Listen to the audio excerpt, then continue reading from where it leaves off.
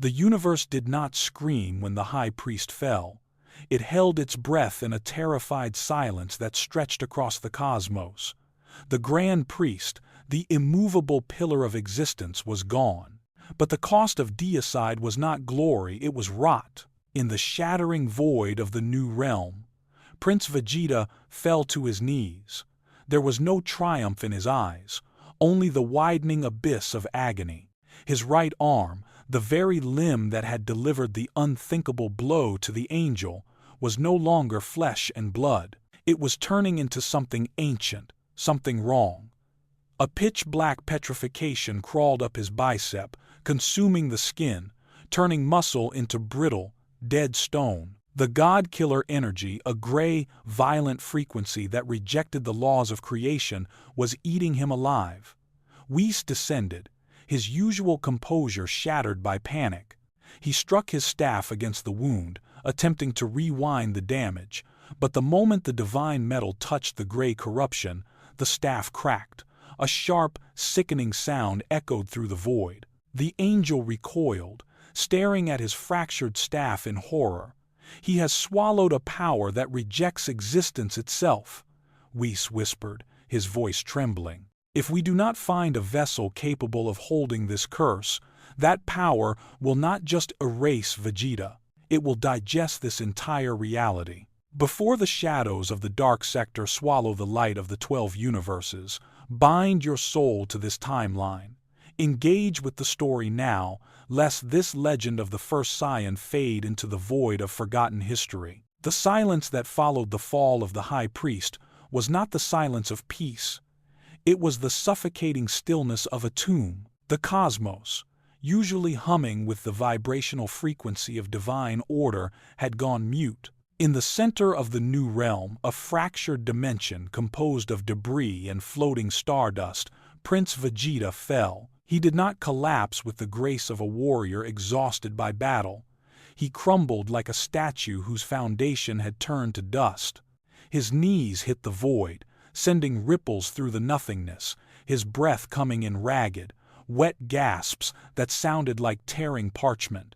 Goku was at his side in an instant, dropping out of Ultra Instinct, his silver eyes fading back to a panicked onyx. "Vegeta, hey, hold on."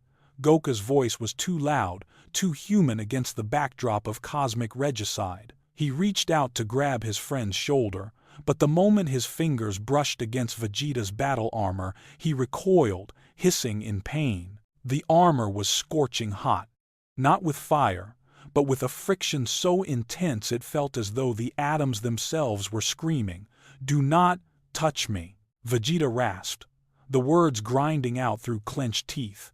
He clutched his right arm to his chest, his body curled in a fetal tightness that betrayed an agony beyond mortal comprehension. The right arm, the limb that had dared to strike down the Angel of Angels, was no longer recognized by the laws of biology.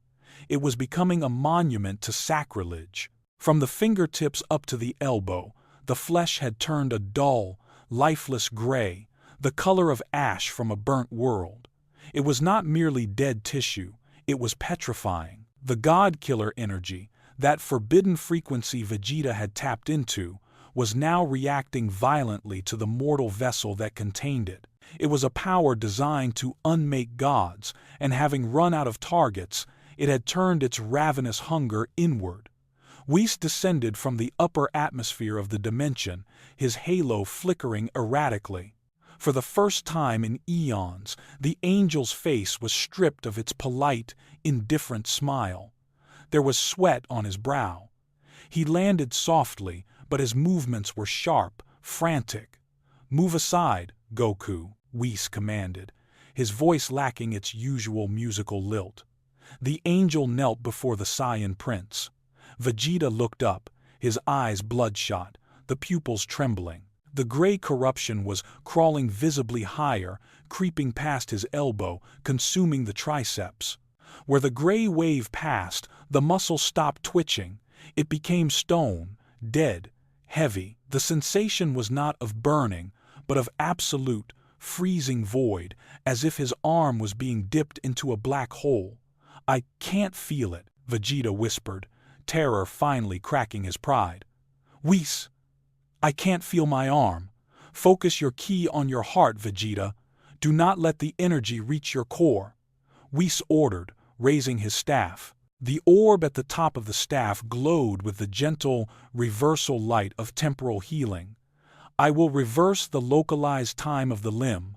We will excise the memory of the strike." It was a technique that could heal planets, resurrect the dead, and rewrite history. Whis tapped the tip of his staff against the petrified forearm of the prince. Crack! The sound was sharp and sickening, like a high-tension wire snapping in a storm. It was not Vegeta's arm that broke, it was the staff. A spider-web fracture appeared instantly on the divine orb of Whis' scepter. The healing light sputtered and died, suffocated by the heavy, gray aura radiating from Vegeta's wound. Whis gasped, jerking his hand back as if he had touched a hot iron. The staff, an instrument forged by the Grand Priest himself, fell from his trembling fingers and clattered onto the invisible floor of the void. "Impossible," Whis breathed, staring at his fractured tool. It rejected the rewind." "What do you mean rejected?" Goku shouted, panic rising in his chest. "You're an angel! Fix him!" "I cannot," Whis said, his voice hollow. He looked at Goku, his violet eyes wide with a dawning horror. "This is not an injury, Goku. This is a verdict. The energy Vegeta used to kill my father, it is the antithesis of creation. Angelic power relies on the flow of time and order. The power inside Vegeta's arm destroys time. It destroys order. My magic cannot heal it because that wound does not exist in a timeline I can influence. It is a void." Vegeta groaned, his back arching as the gray rot surged upward, reaching his shoulder. The veins in his neck bulged, turning black. The God-killer energy was not just sitting in his flesh, it was chewing, it was digesting him. "He has swallowed a power that rejects existence itself," Whis murmured, realizing the terrifying truth. The mortal body was never meant to house the weapon of a God-slayer. If we do not find a suitable vessel, that power will not just erase Vegeta, it will expand, it will eat him. Then it will eat this dimension, and finally, it will digest the universe. Vegeta coughed, and a speck of gray dust, not blood, flecked his lips. He was turning to ash from the inside out. While the Prince of Saiyans fought a losing war against his own limb, a far greater catastrophe was unfolding in the unseen basement of reality.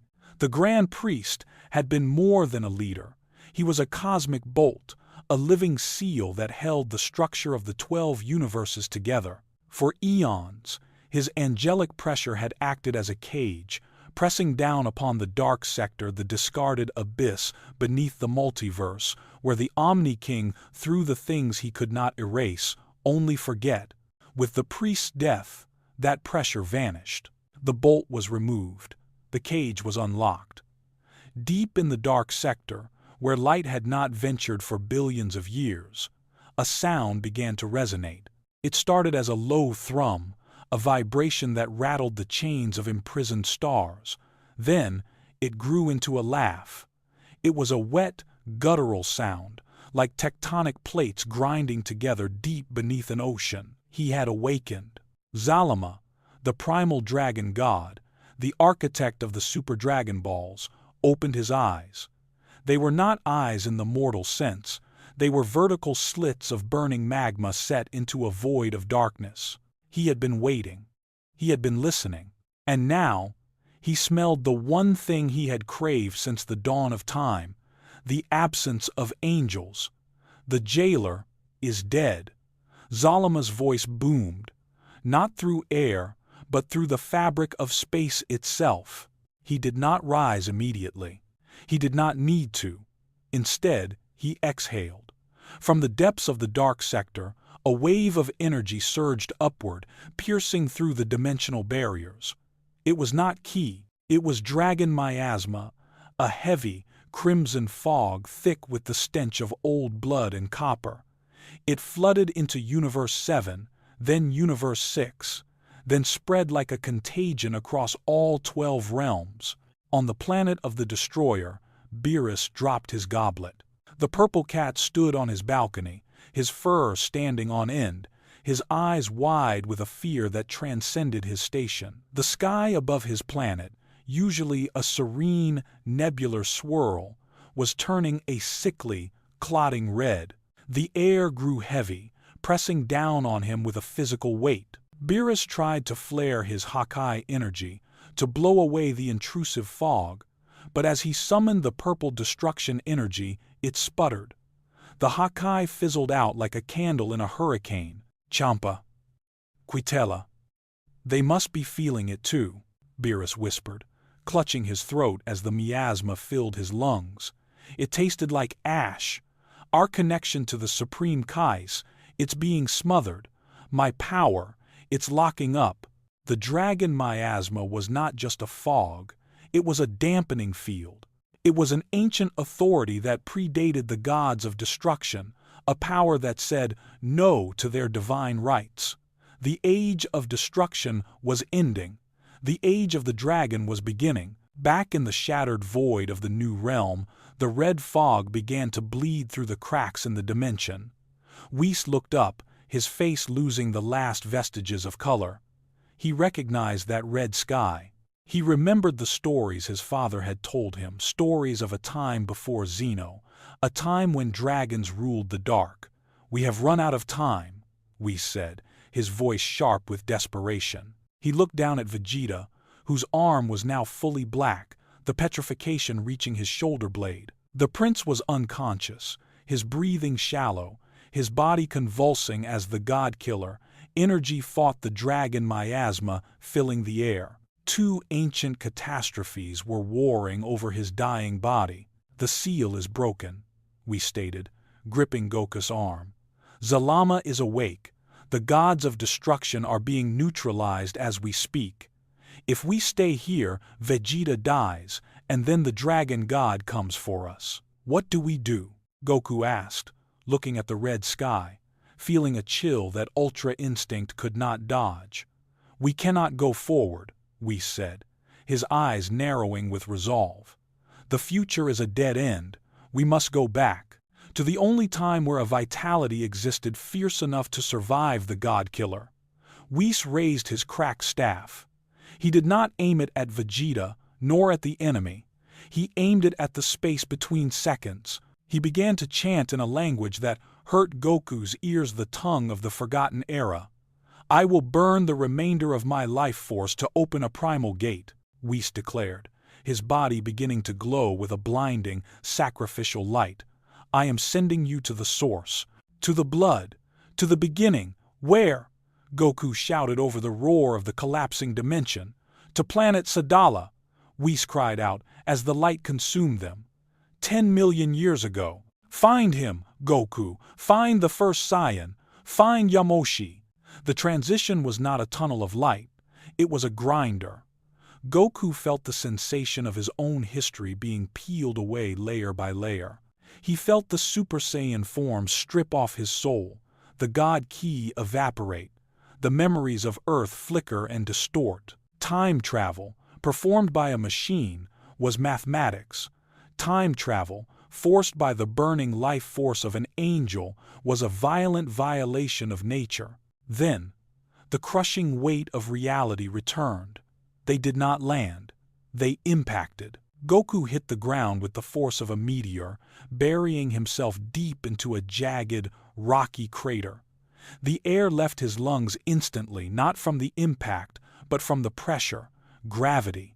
It was not the 10 times gravity of King Kai's planet, nor the artificial heaviness of the capsule corp chamber. This was a crushing, malicious force, easily 5,000 times that of Earth. It felt as though the sky itself had collapsed and was sitting on his shoulders. Goku gasped, his fingers digging into soil that felt as hard as steel. He forced himself up, his joints popping, his base form screaming under the load. Beside him, a dark shape lay motionless in the crater. Vegeta. Goku scrambled over the razor-sharp rocks. The prince was face down. The gray rot on his arm had stopped spreading, but only because the environment was so hostile. It seemed to have paused the biological processes of life and death alike. Vegeta was barely breathing, his ki flickering like a dying ember in a gale. Kakarot. Vegeta murmured into the dirt, his voice thick with delirium. Where is this? Goku looked up, and for the first time, he saw the primeval planet Sadala. It was a world of nightmare. The sky was not blue, but a bruised, turbulent violet, choked with storm clouds that flashed with silent, green lightning. There were no cities, no structures, no signs of civilization. There were only mountains, jagged, vertical spires of black rock that pierced the clouds like spears. The vegetation was colossal. Trees the size of skyscrapers twisted out of the ground, their bark covered in thorns the size of grown men. And the noise. The air vibrated with a low, constant thrum, a mixture of distant roars and the shifting of tectonic plates. Roa-tekole-ar! The ground shook. A shadow eclipsed the crater. Goku looked up to see a beast stepping over the ridge. It looked like a dinosaur, but it was the size of a mountain range. Its scales were encrusted with magma, and its eyes burned with a mindless, predatory hunger. It didn't even look down at them. To this creature, the two strongest mortals of Universe 7 were less than ants. This ki. Goku whispered, sweat stinging his eyes.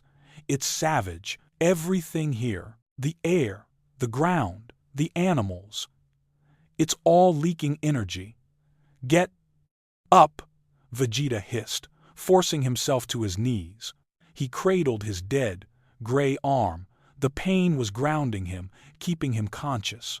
We sent us to a source. Find the source. Goku nodded, slinging Vegeta's good arm over his shoulder. He couldn't fly. The atmospheric pressure was too dense, and the gravity made flight an exhausting expenditure of ki they couldn't afford. They had to walk. They trekked through the forest of iron, a jungle where the leaves were sharp enough to cut skin. Every step was a battle against the crushing gravity. Hours bled into what felt like days. Goku sensed a ki signature, not large, but incredibly dense. It didn't flare like a beacon. It sat heavy and unmoving, like a black hole in the center of the chaotic storm of the planet. There, Goku pointed toward the highest peak, a jagged spire that rose above the cloud layer. I feel someone. It's cold and angry. The climb was grueling. Vegeta stumbled multiple times, the god-killer energy in his arm pulsing with a dull, gray light, reacting to the ancient atmosphere. It was as if the god-killer sensed it was in the presence of something that predated gods.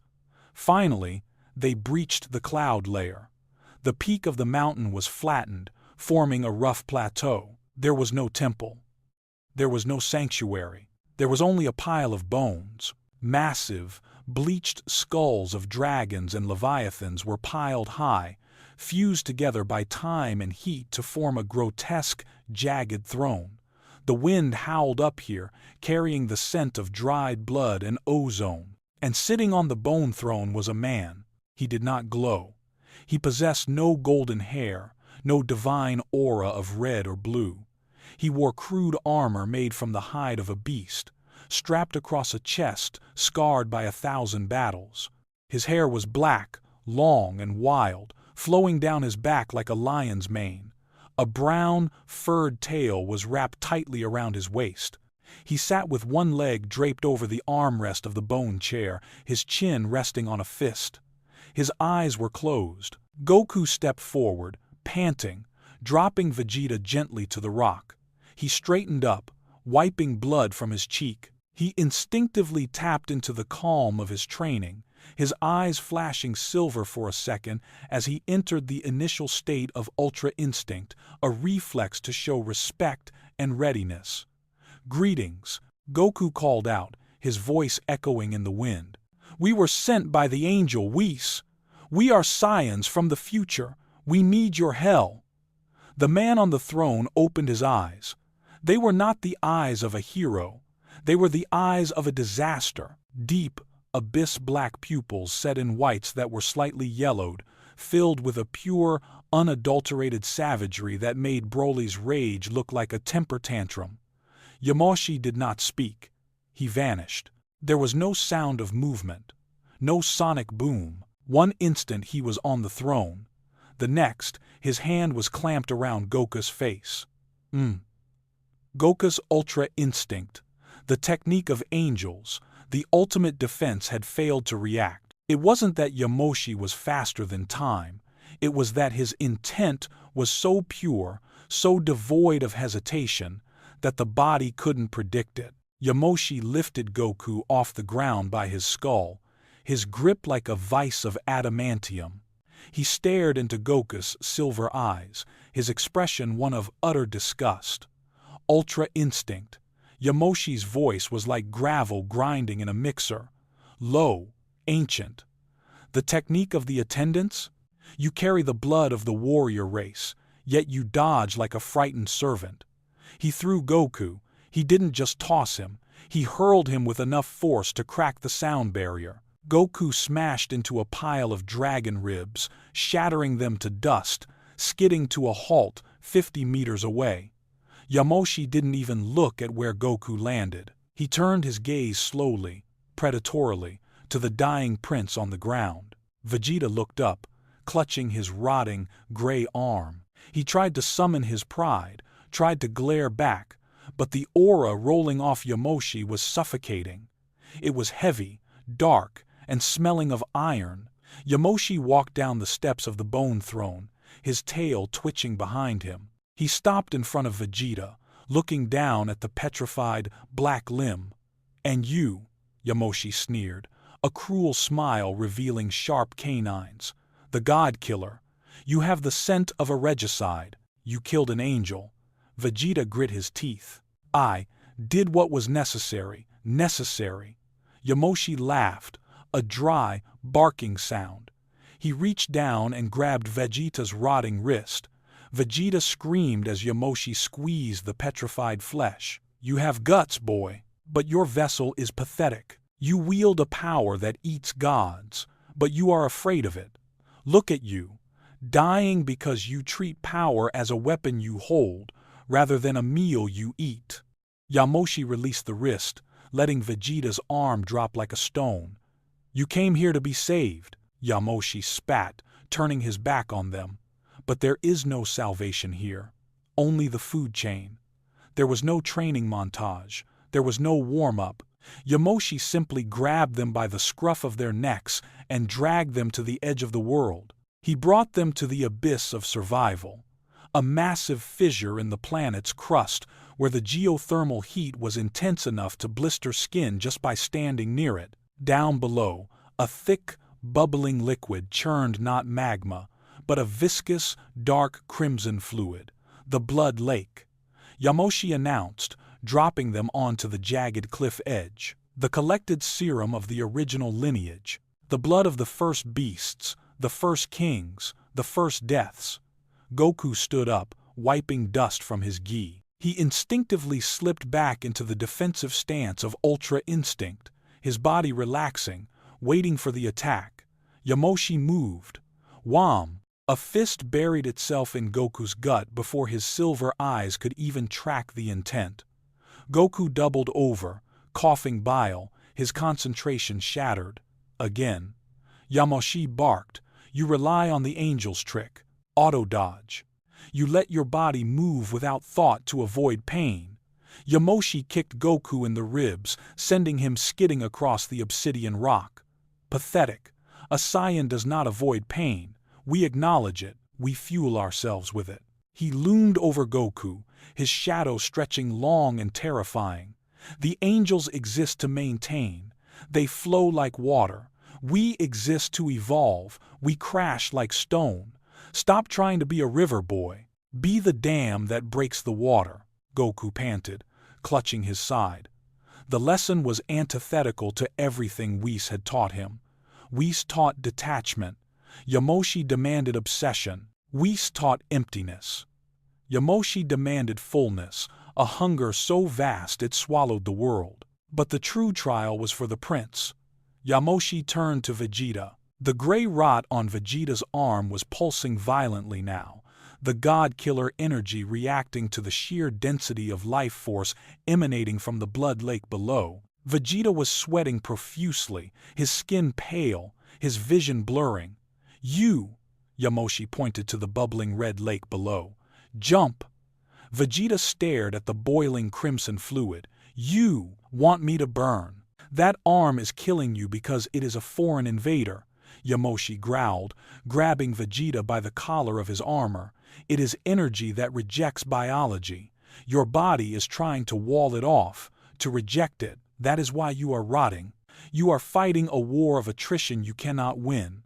Yamoshi dragged Vegeta to the precipice. "You treat the god-killer power as a weapon you hold in your hand. Wrong. It is meat. It is prey. Stop resisting the invasion and consume the invader." "Consume?" Vegeta's eyes widened. "The Primal Saiyan does not borrow power." Yamoshi whispered into his ear, his voice sounding like a demon's temptation. "We take it. Into the blood, boy. Digest or die." Yamoshi shoved him. Vegeta fell. He hit the blood lake with a splash that sent heavy red droplets flying. The moment he submerged, the universe dissolved into white-hot agony. It wasn't heat, it was biological warfare. The ancient blood of the Primal Saiyan swarmed his pores, invading his system with the force of a tsunami. It clashed instantly with the gray god-killer energy in his right arm. Vegeta screamed underwater, the bubbles escaping his lips. Inside his body, a war raged. The red energy attacked the gray energy, void. His veins burned as if filled with molten lead. Subconscious realm. Vegeta found himself standing in a black void. In front of him towered a monstrosity. It was a shifting, faceless beast made of gray static, the manifestation of the god-killer energy. It roared, a sound of static and silence, and lunged at him, trying to swallow his existence. Vegeta's instinct was to fire a Gallic gun. He raised his left hand, summoning his ki. "No," Yamoshi's voice echoed in the void. "That is the god's way, to destroy, to erase. You are not a god of destruction today. You are a beast." The gray beast opened its maw, ready to bite Vegeta's head off. Vegeta dropped his hand. He remembered the humiliation of reliance.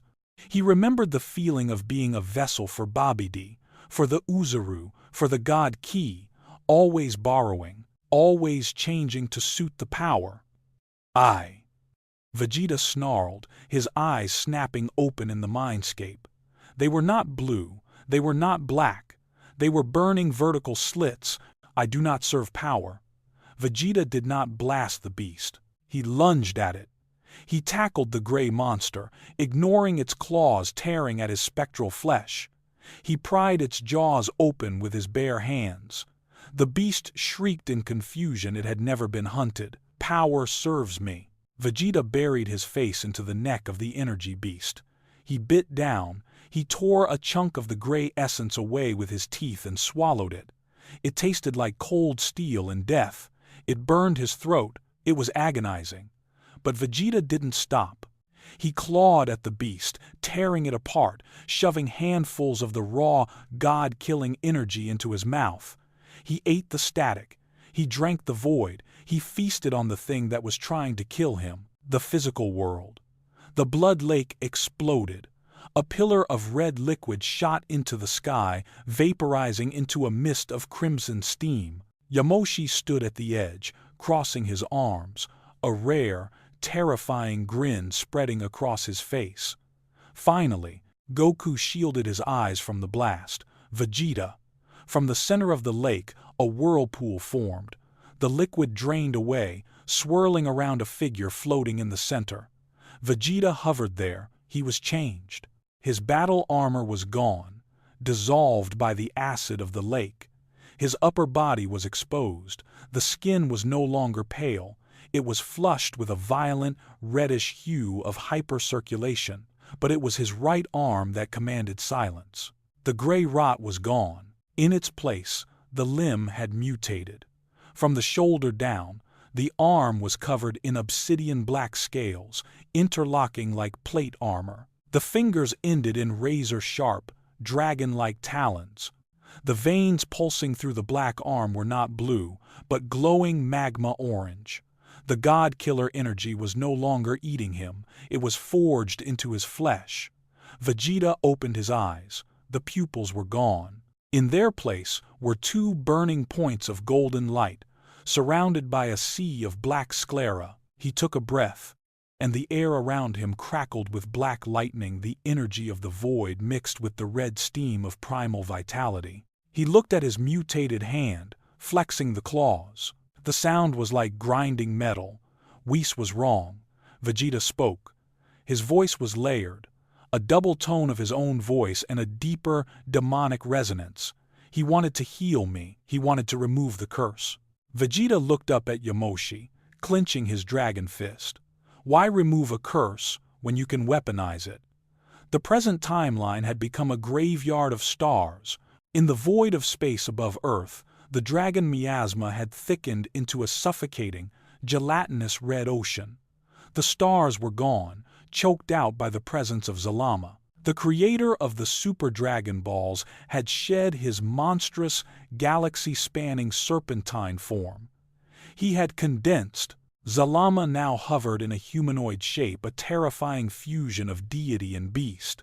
He stood 7 feet tall, his skin armored in iridescent crimson scales that shifted like liquid ruby. A long, heavy tail whipped behind him, cracking the vacuum of space with every twitch.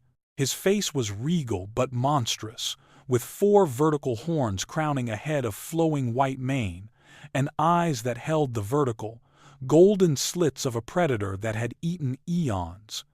In his hand he held a god, Lord Beerus, the destroyer who had once made the universe tremble with a sneeze, dangled helplessly by his throat. His purple fur was matted, his body limp. The miasma had sealed his Hawkeye. Without it, he was just a cat in the grip of a dragon. Is this the peak of divinity? Zalama mused, his voice vibrating through the bones of everyone watching on Earth below. A kitten pretending to be a tiger. I expected more from the jailers of my children. Zalama squeezed. Beerus choked, his legs kicking feebly. Goodbye, destroyer. Your era is over. Zalama raised his other hand, a sphere of dragon void energy forming a black orb that didn't emit light, but drank it. He prepared to fire it not at Beerus, but at the blue marble below, to erase the food source, to erase Earth, Tyr. The sound was not an explosion. It was the screeching, agonizing sound of the timeline being ripped open by brute force. A hole in reality tore open directly between Zalama and Earth. It wasn't the neat, circular portal of a Whis warp. It was jagged, ugly, and burning with ancient green lightning. A figure shot out of the rift like a bullet. Boom! A fist connected with Zalama's face. The impact was seismic. The dragon god was launched backward, releasing Beerus, skipping across the red atmosphere like a stone on water.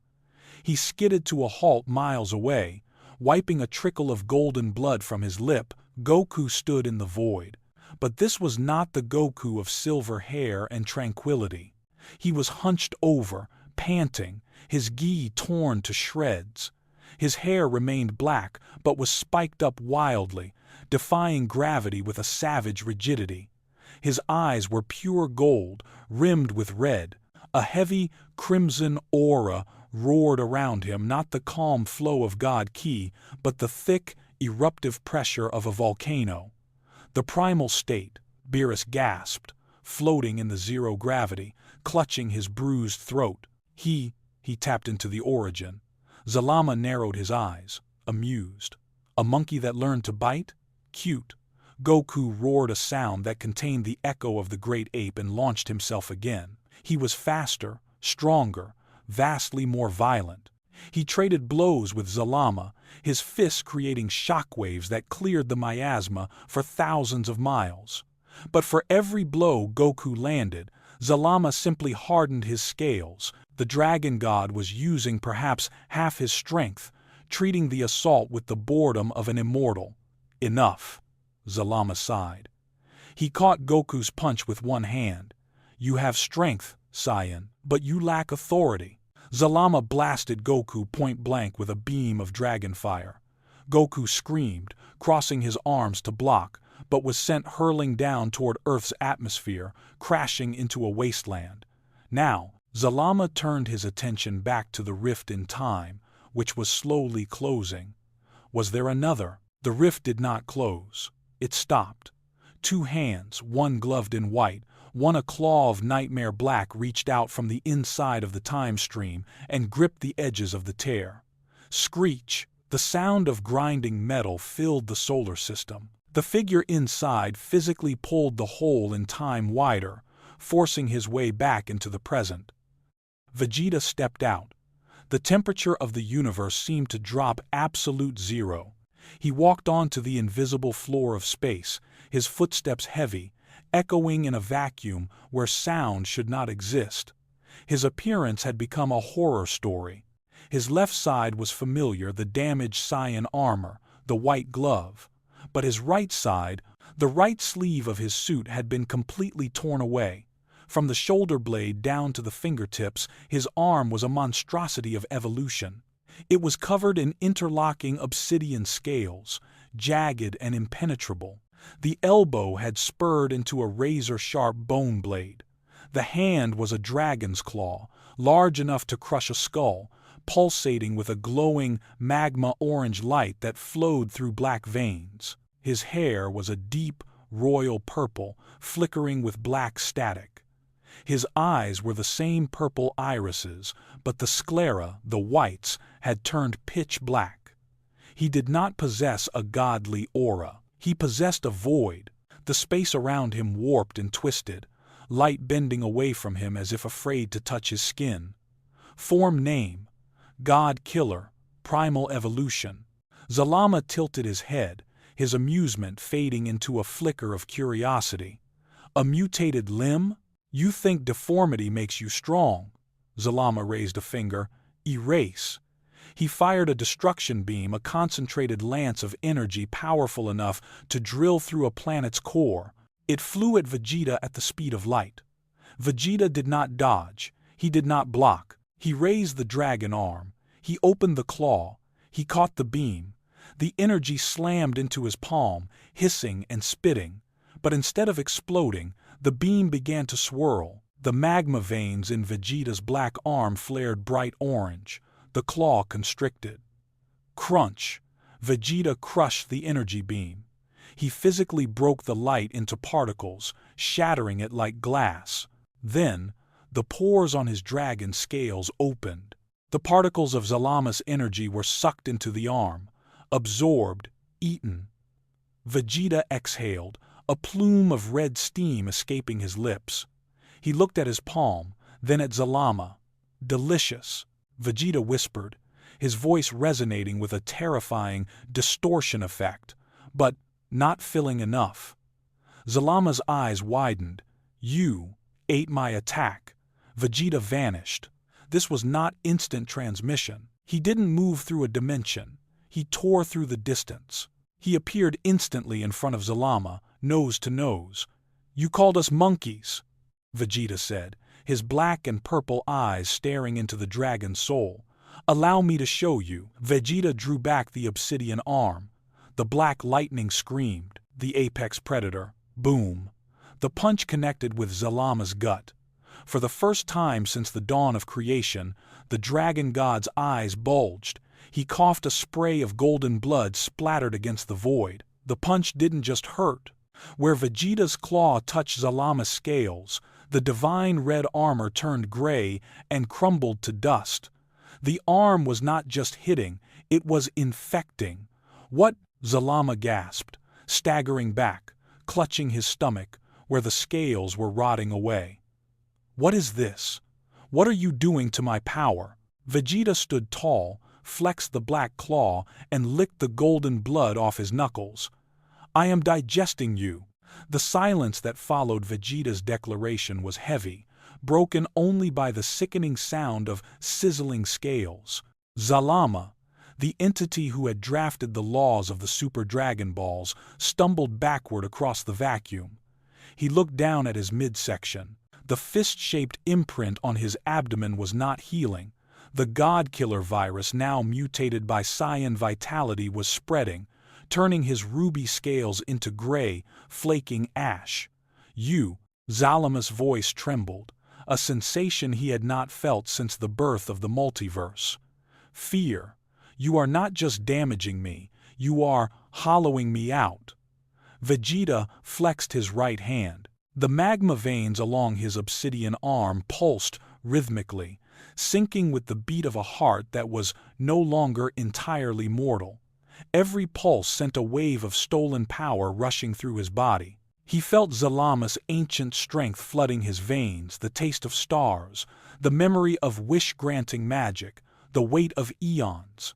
"I told you," Vegeta said, walking forward. He didn't rush. Predators do not run when the prey is wounded. "I am not fighting you, dragon. I am feeding." Zalama screamed a sound of pure, cosmic indignation. "I am the creator. I am the eternal." The dragon god abandoned his composure.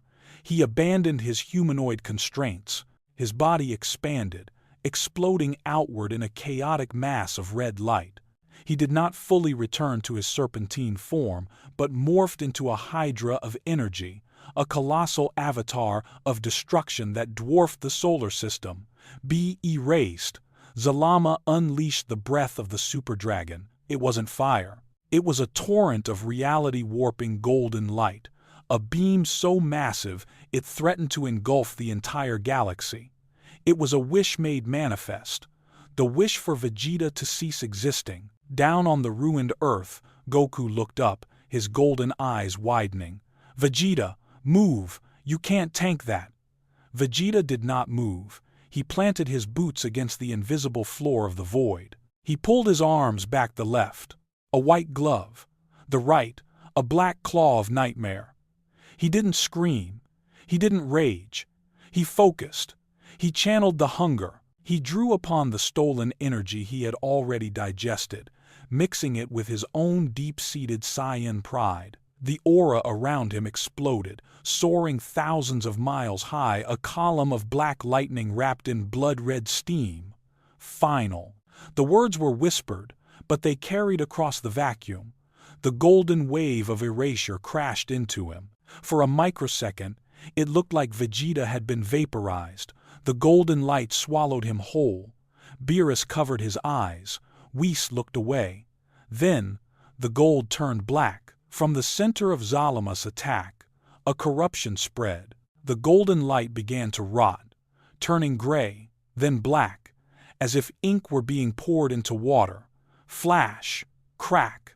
The beam that erupted from Vegeta's hands was not a beam of light. It was a beam of absolute void. It was a jagged, screaming torrent of black lightning and red magma that didn't push Zalama's attack back, it ate it. The black final flash tore through the center of the dragon breath, devouring the energy as fuel, growing larger and faster the further it traveled.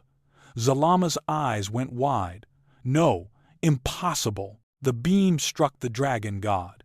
There was no explosion. Explosions are the release of energy. This was the consumption of it. Zalama shrieked as the left side of his colossal torso simply ceased to be. The black flash carved through his divine scales, his flesh, his very concept. It didn't burn him. It turned him into nothingness. The God-Killer energy feasted on his essence, tearing a hole through the dark sector's mightiest deity. Pain absolute and blinding shattered Zalama's mind. He realized, with terrified clarity, that he was going to die, not be sealed, not be beaten, eaten. In a panic of self-preservation, Zalama did the unthinkable.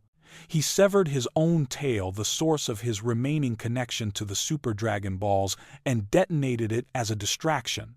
A blinding flash of golden light obscured the cosmos. When the light faded, the massive rift to the dark sector was collapsing.